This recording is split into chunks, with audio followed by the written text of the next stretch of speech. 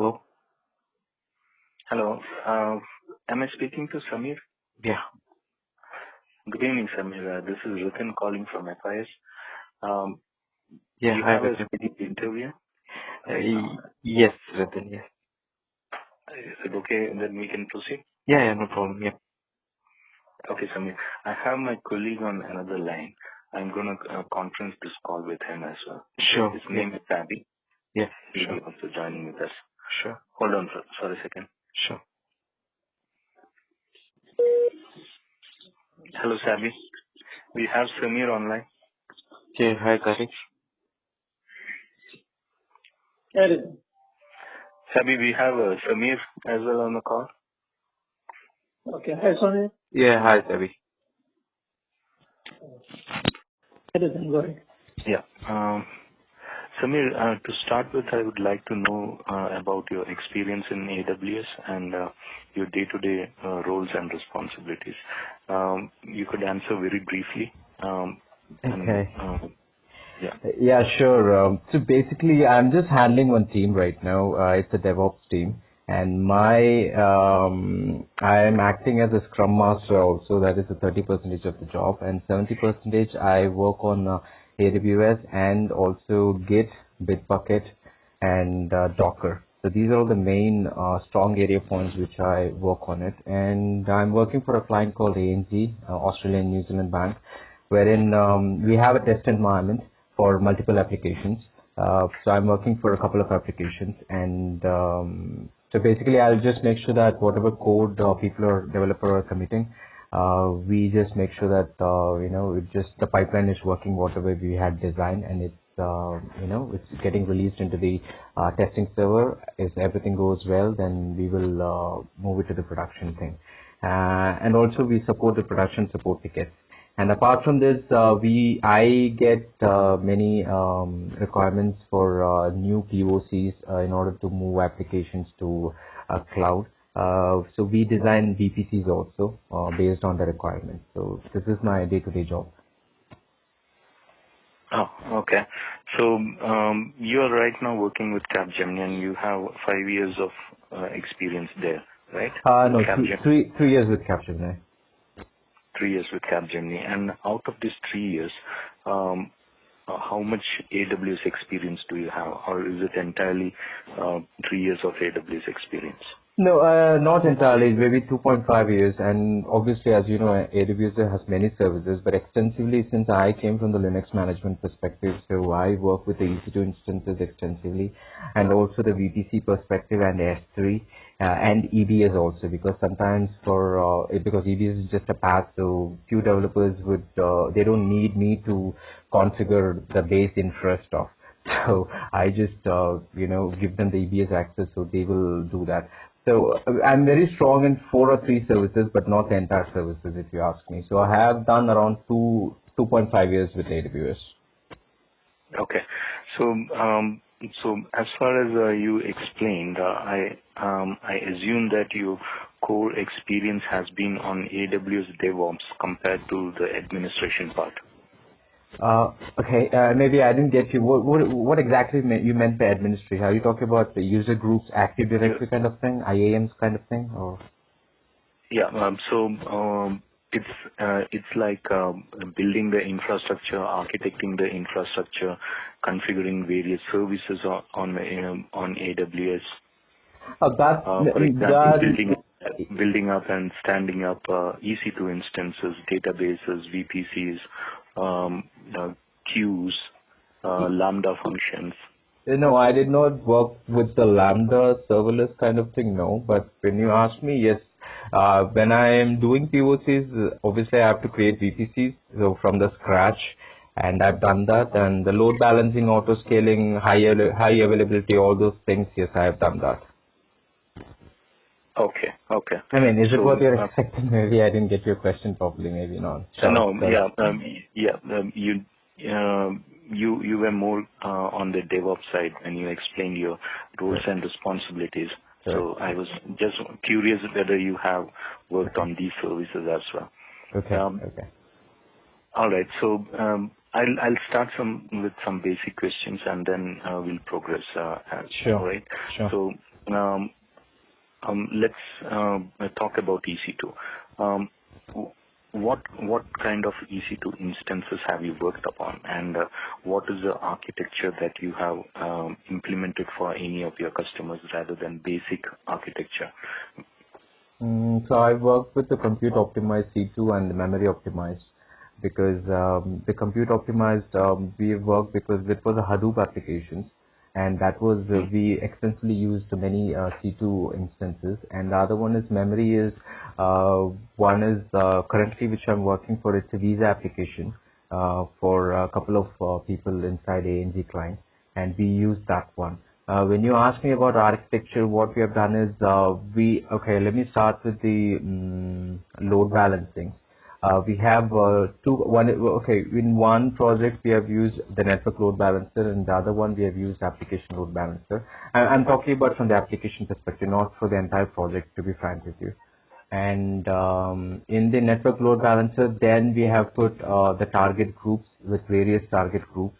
So the same thing applies to the application load balancer also. And we have set the utilization, because since this is a memory utilization stuff, we have made sure that if the CPU utilization goes above 75% or something, the auto scaling will automatically increase instances, and once the CPU utilization comes down, then instances will go down. So this is what we have set up. Okay. So you talked about the auto scaling here. So your threshold was based on the CPU. Correct. What you have set up. But do you think there is a way where we could actually schedule the auto scaling? Let's say that we know exactly at what time the traffic is going to increase. Can you configure something based on a schedule, auto scaling? I think that is possible, but I have never come across with that. Okay, maybe we can use the Lambda functions for that. Okay, with that particular timing, then we can initiate that using that. I think so, but I've never come across with that.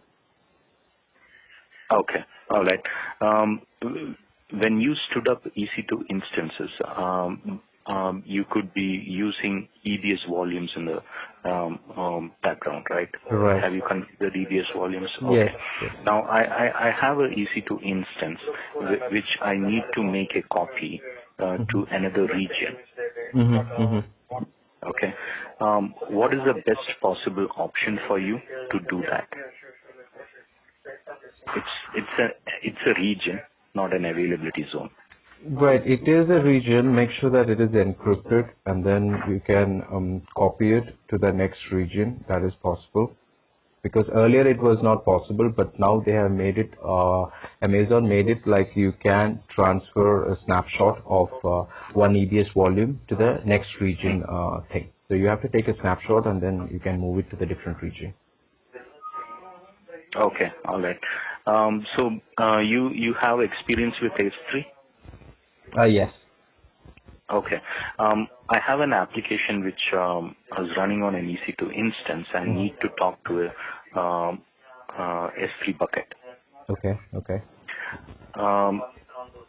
What is the secure way of establishing connection from the EC2 instance to S3 bucket with regard to permissions? How would you do that? I would make sure that the bucket policies are in place, but the main thing, what I would, first of all, I would make sure that the roles are configured properly. That is the main thing, because that's how AWS is also recommending, rather giving user policies or bucket policies. So when you're launching any EC2 instance, make sure that they have to give the certain role, rather using some keys or something that is not advisable. So I usually do that, roles. All right. You talked about configuring VPCs. Right. So probably you came across configuring subnets. Yes. Right? Yes. And security groups. Right, SG NACL, yes. Okay. Now, if you want to communicate between two regions within your application, Right. now the networking has to be properly integrated. Right. Yeah. Okay. Yeah. So, what is the concept that AWS provides to communicate inter-region? Okay. The first concept is, I think it's VPC peering, which we do in order to communicate from one VPC to other VPCs, irrespective of regions. Okay. So I Okay. think this will definitely fix whatever we wanted. Yeah, this is what I feel. Okay.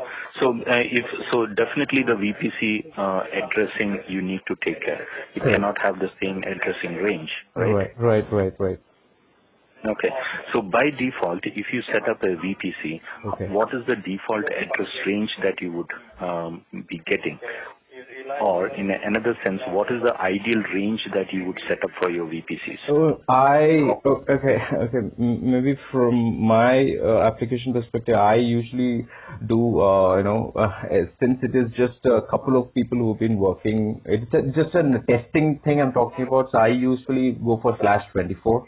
Okay, because I not more than 50 people in my team who wanted to test that application. But if you No, if let's yeah. think in a broader way. Yeah. You are architecting this network for Okay. your organization. So Okay. think about how it is going to grow in the future, not just what is the requirement present, but think about the future. And Then absolutely I'll go with /8 then.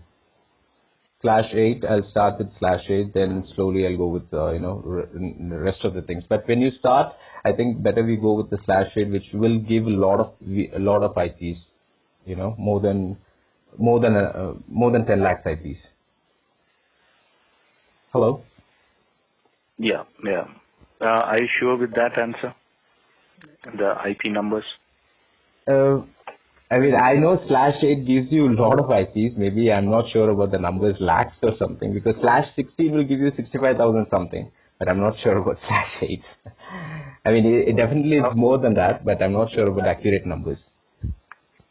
What are the default IPs or the IP ranges that you cannot use within a how many addresses are reserved? Are you talking about the private IP addresses?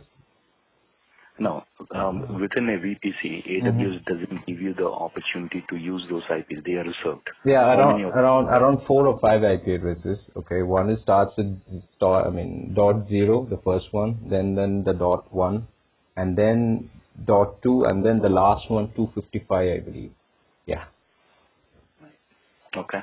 Have you configured any elastic IPs? Yes, I've configured elastic IPs. Can you tell me why it is used and under what circumstances they are charged?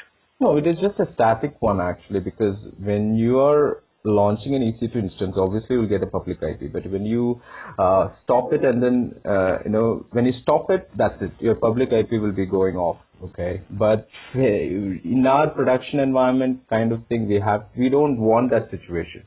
So we have to make sure that your IP is static, so that in case if you configure DB and other things and all, this should not change. If it changes, obviously your entire traffic or your connection will be, it will not work well. So that's why we have to have an elastic IP. But charging wise, I'm not sure how much they are charging. I'm sorry. No, I'm not asking about how much they will charge you for the usage. Okay. But under what circumstances are they charged? Under what circumstances, in case you allocated an elastic IP, but you did not associate it to any instance, So at that moment, they will keep on charging you. Okay. If the instance is not using it, you have assigned it, but Right. What about in that situation? Yeah, that is also chargeable. It's either you release it. Better you release it if you really don't want to get charged, or if you make sure that you associate it to the running instance. Okay. What about your experience on RDS services? Have you configured? Maybe personally I've done it, but nothing from the project wise, like multi-AZ, Oh, all those things. Just for out of my passion, I've done it, but. okay. Are you comfortable if I ask a couple of questions in that area? Yeah, sure, no problem. Let's go on. Okay. You mentioned about multi-AZ, Right. Now, what is multi-AZ? Okay. What happened was, I'm just owning my own website actually. It's thefreebeginners.com. So when I was doing some testing for my own site, I had to configure this RDS for this thing. So I tried and tested. What is this multi-AZ? Is nothing but there is one primary database running, and in case if for some reason if it's going down or something, so all the traffic will be routed to the the other availability zone DB. You mean to say it's a DR? Exactly. Okay. And we have something called read replicas also, wherein you can create how many read replicas you want. There is a limit, obviously 5, I believe. So if you have more number of read traffic, then you can always replicate to that other read replica. I tried that, and also I tried promoting a read replica to the primary thing as well. I tried that also. Okay. Have you worked with backups on RDS? No, I did not. Okay. How about the queue services? No, I did not. SQL, no. Okay. Anything to mention about Lambda? No, I did not have an option. You haven't worked on Lambda. Okay. That's fine.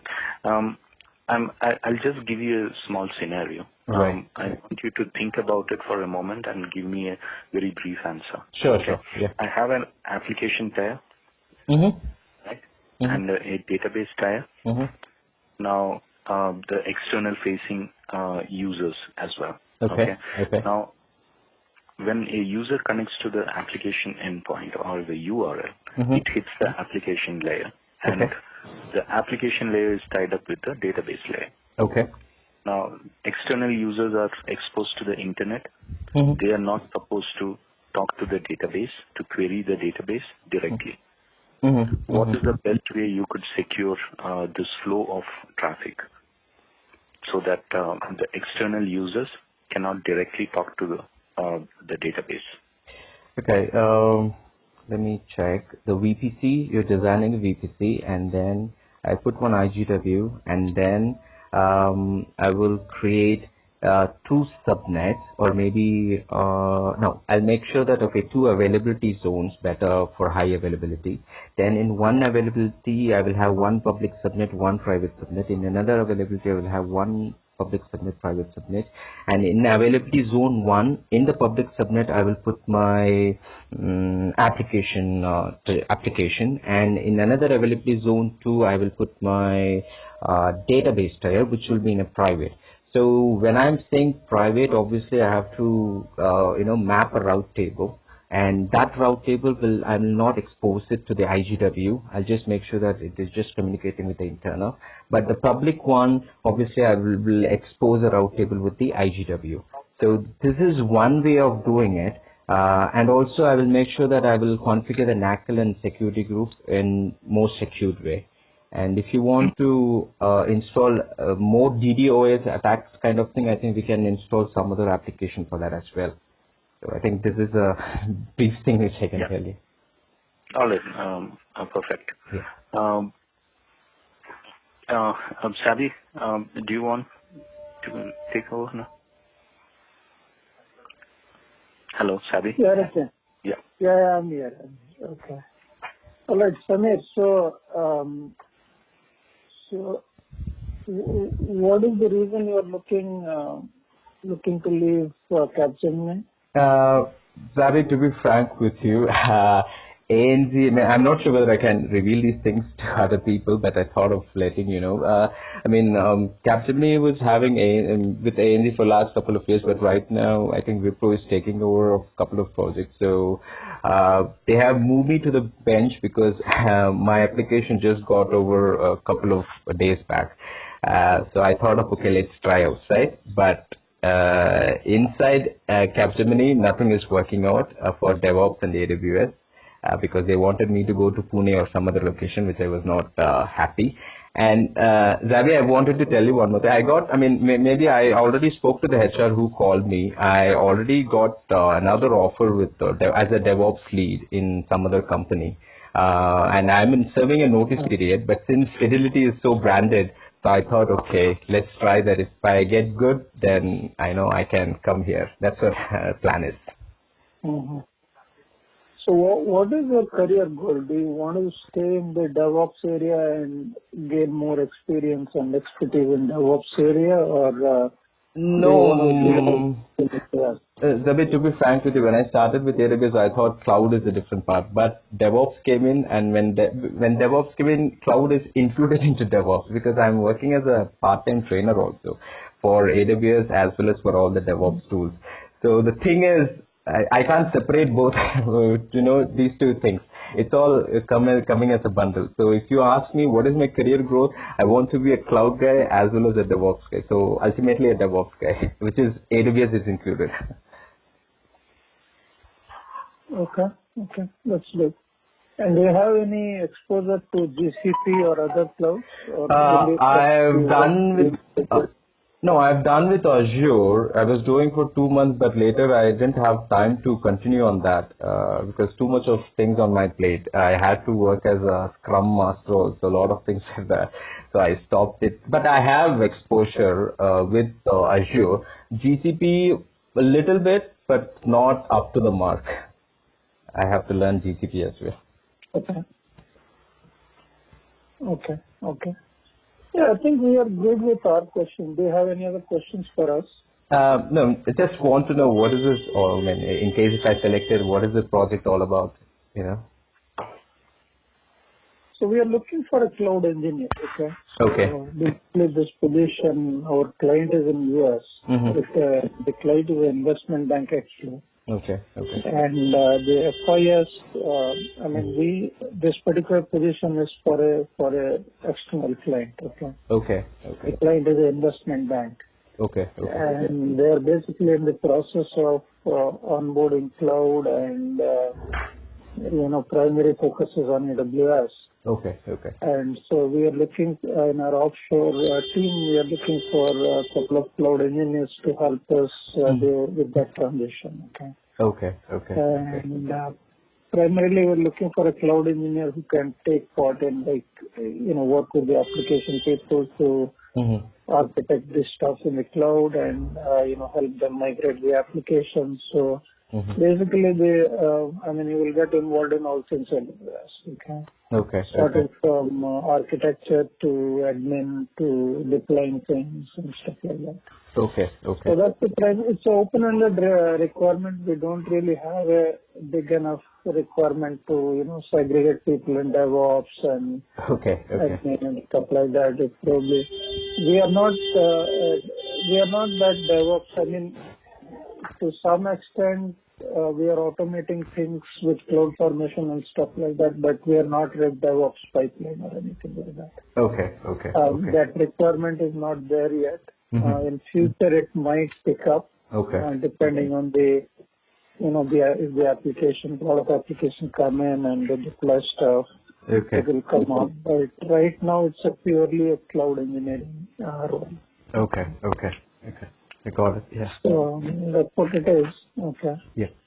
And so I want to make sure you are interested before we present you to client, okay?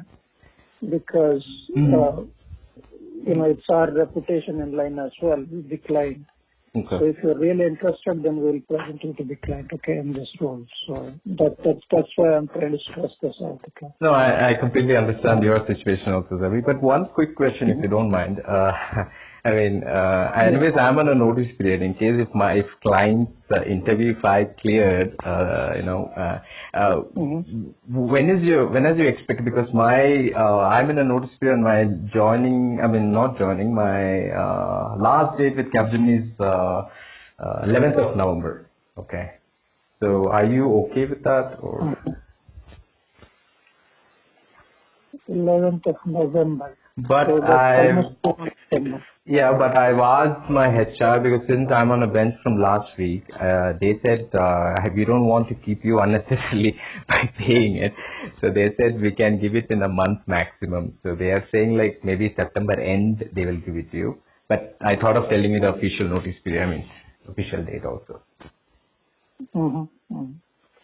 Yeah, I mean, so those things we will work out. I mean, the HR people will eventually work out. They will talk to Capgemini.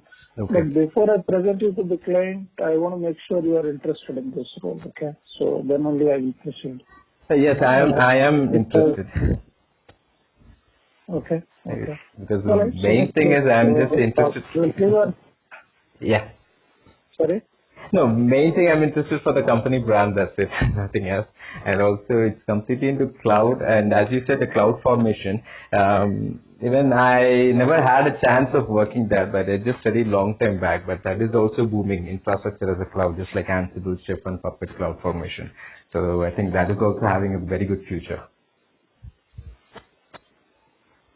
Sure. Mm-hmm. Yeah.